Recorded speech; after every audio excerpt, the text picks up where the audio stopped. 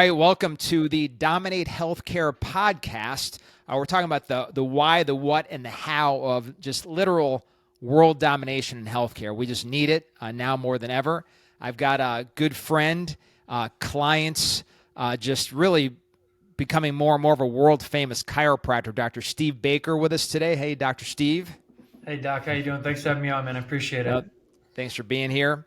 You know, one of the things that I love about you, Doc, and I think you probably, a lot of us would take it for granted that you're always thinking, how can I do work that doesn't just simply build my practice or help me at home with my finances, but work that really lasts, leaves a legacy, reaches the masses, and changes the way the world works right now. Of course, the world's broken. Somebody needs to be trying to fix it. So you kind of think that way. So you don't just simply succeed. You know, you're looking for opportunities to literally change the world. So why are you wired or built so differently than the next person that's just thinking about getting up and, making a buck? Well, I feel like I'm supposed to do it. And I think that everybody that's listening, at some point, you felt some calling, otherwise, you wouldn't be a chiropractor. Um, I joked around the last time I spoke at the CCC event about how easy chiropractic is. We have it so easy. We literally move a bone and their body heals itself and we get paid. But then at the same time, there's obviously, there's a lot that goes into it. There's hiring a team, there's firing a team, there's training a team, there's oh wow, I owe taxes. There's a lot of stuff you don't learn about in chiropractic school. It becomes difficult to run a business. But at some point, you're listening to this, you're watching this, you feel like, or you have felt like in the past, at least, you're called to do this. So part of it is I just feel like I'm supposed to. I feel like God called me to do something and he's given me a gift and I have to use it. Otherwise, I'm just wasting my time here. But what I found is that the bigger that I shoot for something and the bigger the goal is, even if I fall a little bit short, I give myself a little bit of grace for falling short, but I end up pulling off bigger stuff than I would have been if I was just showing up for my everyday run of the mill clinic. When I look at you and see the success your clinic's having now, when you're trying to do something global, the local really has to, by law, go bigger than it could have if you were just looking at the local. I just don't think somebody could be trying to do something to change the world and their local clinic somehow wouldn't make it or grow big. For you, too, and the underlying why. So when we talk about, like for me, I had a good sized clinic, and then my dad died, and I realized I can't just have one good sized clinic. So I had one clinic, and in the next 5 years, probably had 50 clinics, and wrote a book that was a bestseller in several continents, all because of one tragic incident that really blew up this big why for me. Is there any big why, something that really drives you, gets you up in the morning? Yeah, I honestly I can't stand people being lied to. And one of my favorite speakers and mentors, a friend of you and I's, Dr. Chuck Majors, used to say, I mean, he'd start a lot of the talks with, "You've been lied to, you've been lied to, you've been lied to," and it's crazy just how many lies are out there, and a lot of them are not these blatant, like, people recognize the lie. They're these things that we've been trained to believe is true and necessary. The reality is they couldn't be more of a lie and more unnecessary. And for me, that's been vaccines. And I know that a lot of people watching goes, well, that's not really a topic of chiropractic. Well, sure it is. Everything is a topic of chiropractic. And if you live chiropractic and your life is governed by this truth that the body can heal itself as long as there's no interference, then everything becomes a chiropractic message. Whatever you're passionate about, you can be passionate about saving the seals and figure out how to make that chiropractic if that was your thing. And then that, I think, is what makes it so that there's a wider vision than the clinic, because the people are being lied to all over the world. Pharma and pharmakia is not just in my town, it's everywhere in the country and everywhere in the world. So for me, having that, like, inner, like, dude, I gotta say something to people. The only way that I can do that is to get out past the walls of my clinic. But then the really cool thing that I've seen over the last few years is that because I'm getting the message wider than my town, when people who are in my town have been following me on Instagram for the last month or year and a half, they go, "Holy crap, you're right down the street. I want you to be my chiropractor because we think the same way." And I've taken a stance that has polarized myself. But what it's done is instead of make my clinic shrink, it's made my clinic grow rapidly. And the number of new patients we're getting that just call the phone because they find out that I'm in there, like they live in the same town or they come in from different states, is a huge blessing, but it's only because I'm speaking outside the clinic. That's awesome. Yeah, I want to get back to that in a minute too. You mentioned Pharmakia a minute ago. We were both at the Christ-Centered Chiropractic Conference, and we brought in this globally famous pastor, Dr. Francis Miles, and he made this one great point. He said, if Jesus got cancer, do you think he's going to turn his body over to Pharmakia? Is he going to go to Pharmakia? Or is he going to find a chiropractor to align his spine and let the power that made his body heal his body? It was just a great way to make it very simple. Of course, he's not going to go to Pharmakia. And that, for those of you that are watching or listening and don't know what Pharmakia is, it's witchcraft, obviously tied to the word pharmaceuticals. And there's a lot of history behind the fact that it's a snake is their, that the serpent is their symbol, and it's tied to literally witchcraft. And people like Dr. Miles, who, when they're looking to see people healed, move people away from medicine and towards their body healing like God intended. One of the things I want to... One thing... Sure, go. Is it okay if I play off of that? Favorite thing that I heard him say was this. He says, the number one thing that Satan wants is your... And everybody said soul. And he said, yeah, but what's the number two thing that Satan wants? And that is your body. He said, because a lot of people are living in hell right now. They're suffering, they're sick, they're not connected to God. And the only thing keeping him from getting them for good is the fact they still have a body. And so he said the reason why Satan hates chiropractors is because chiropractors unleash the ability to heal. People get better, and therefore they're not getting sick or dying. He doesn't get them as soon. And if someone was going to die 2 years from now, but instead they die 15 years from now, that's 13 more years they could bump into Jesus. He said, so that's the reason why Satan hates you guys. I thought that was a really cool part. Yeah.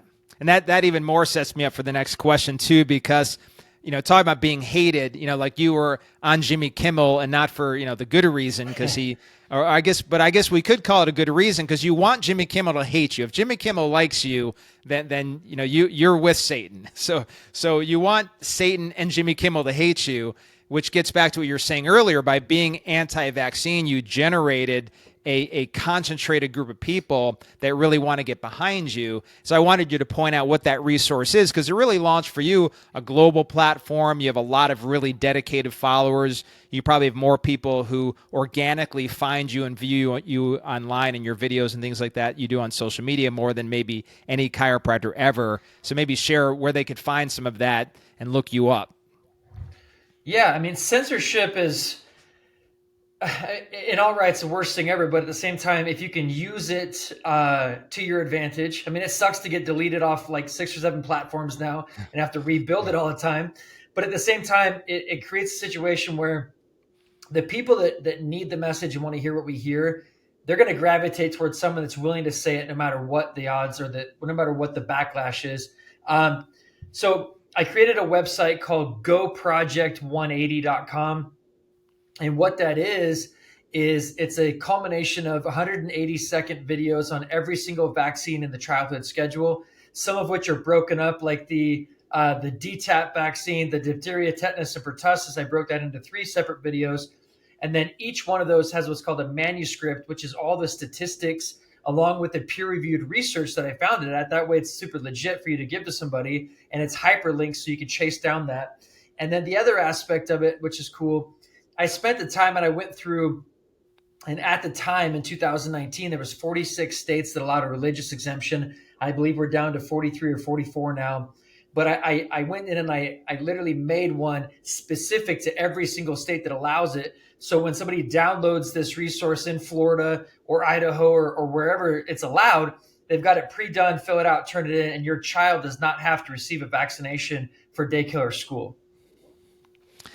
Yeah, and that has built really a huge platform for you. It gave you something to go out there and make a difference in the world. Back to world domination, we're all sitting back saying we hate vaccination, or we hate the way medicine is going, or we're headed towards the next lockdown, but you've actually done something about it, which is, the whole point of this podcast and this interview today.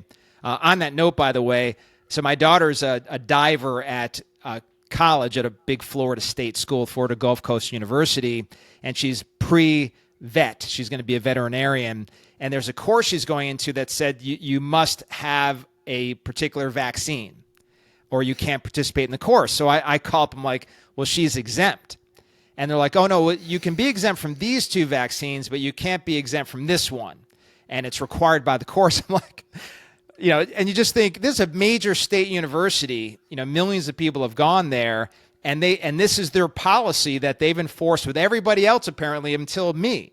So I'm like, it does not work that way. I go, first of all, it definitely doesn't work that way in Florida. So that it definitely doesn't go here where we have President DeSantis who rules this state.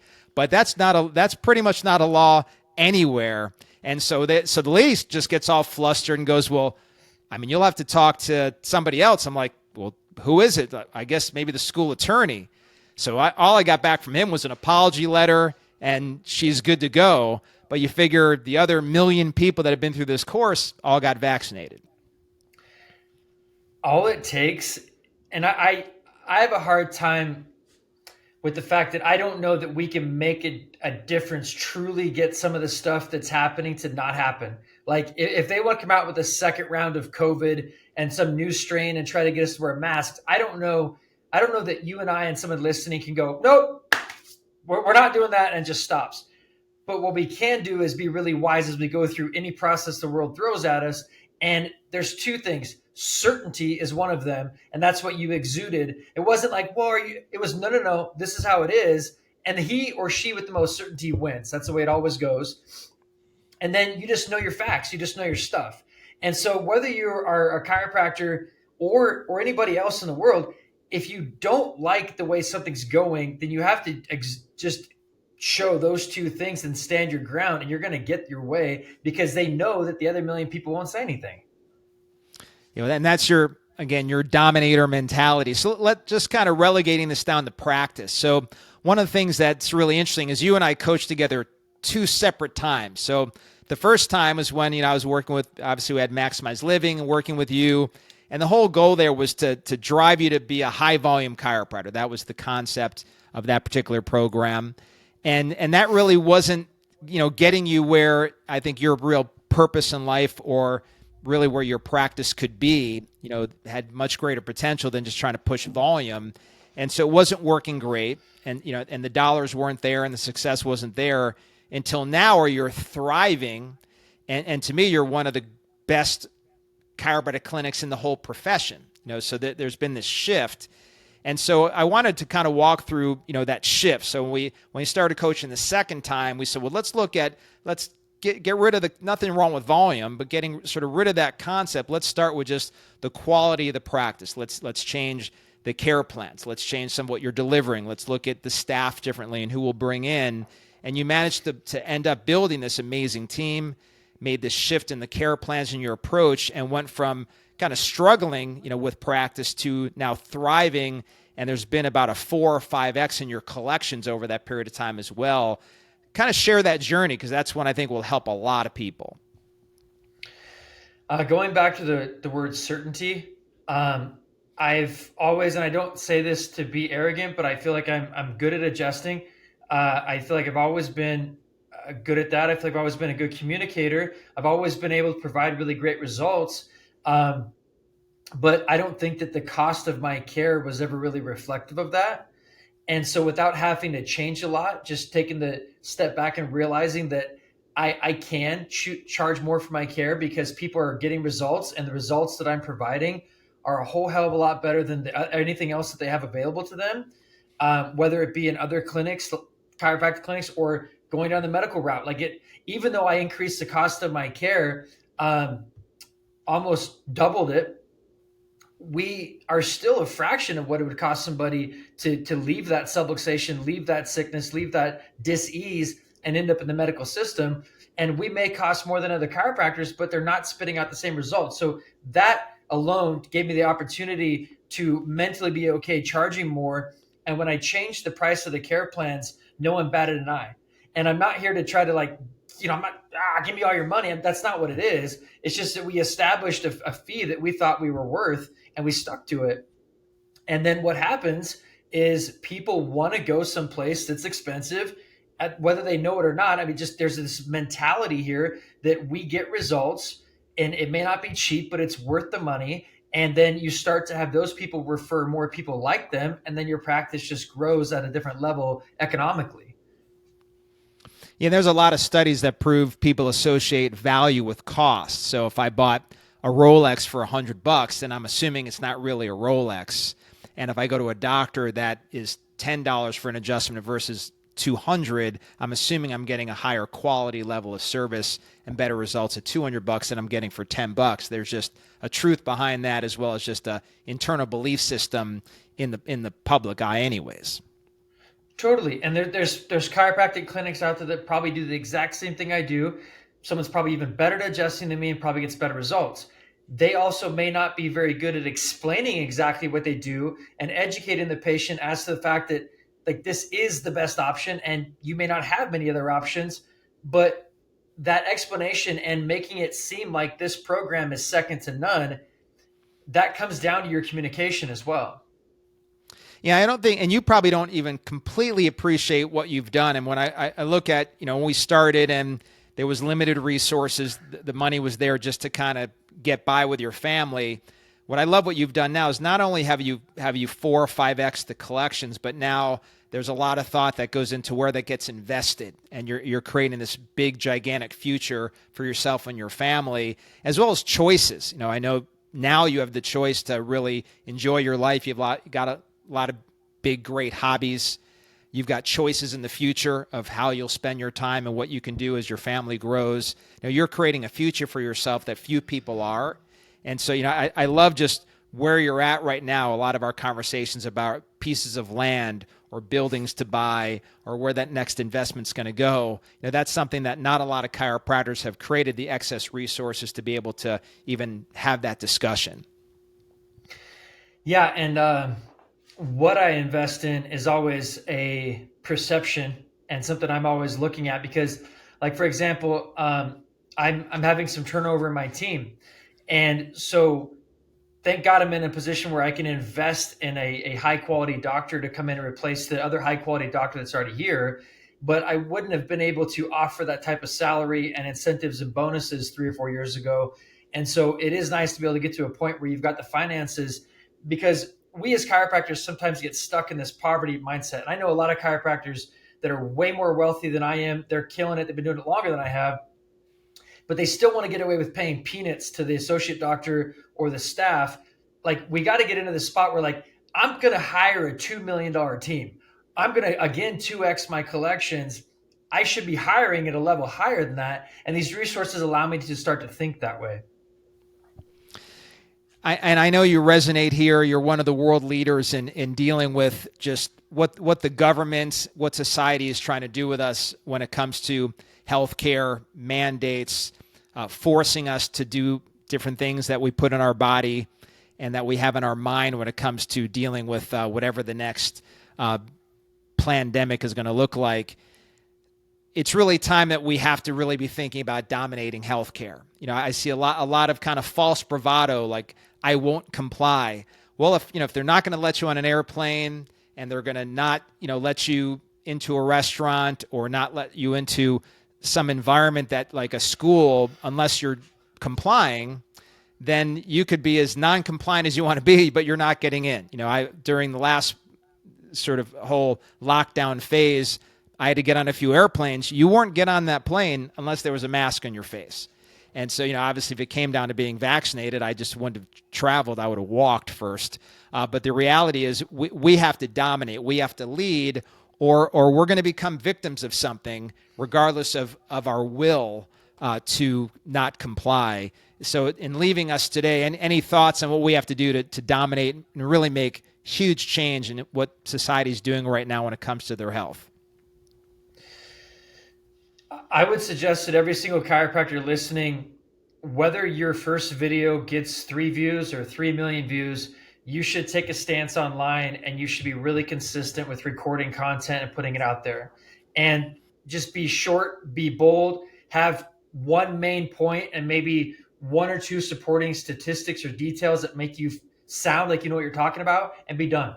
The problem that most chiropractors run into is they talk too long or they don't talk at all. They either don't get on the camera or it's a 17-minute video and you said the same thing 6 times. No one wants to hear that. We live in a microwave culture. You've got to be quick to the point, bam, bam. You should be shooting for 3 minutes or less, no matter what.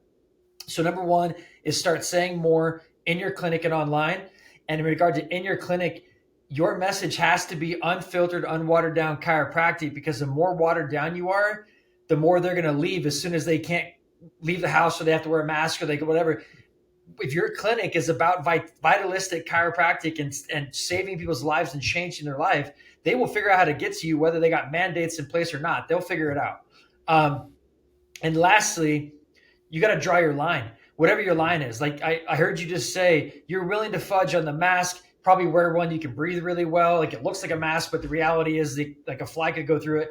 But you draw your line at vaccines, and wherever you're at, you've got to draw that line. What is it going to be for you and your family when you're just not willing to accept it? Because if we don't draw that line, there's no way we can dominate. Or everybody just moved to Florida. We're good here. Well, I appreciate you, Doc.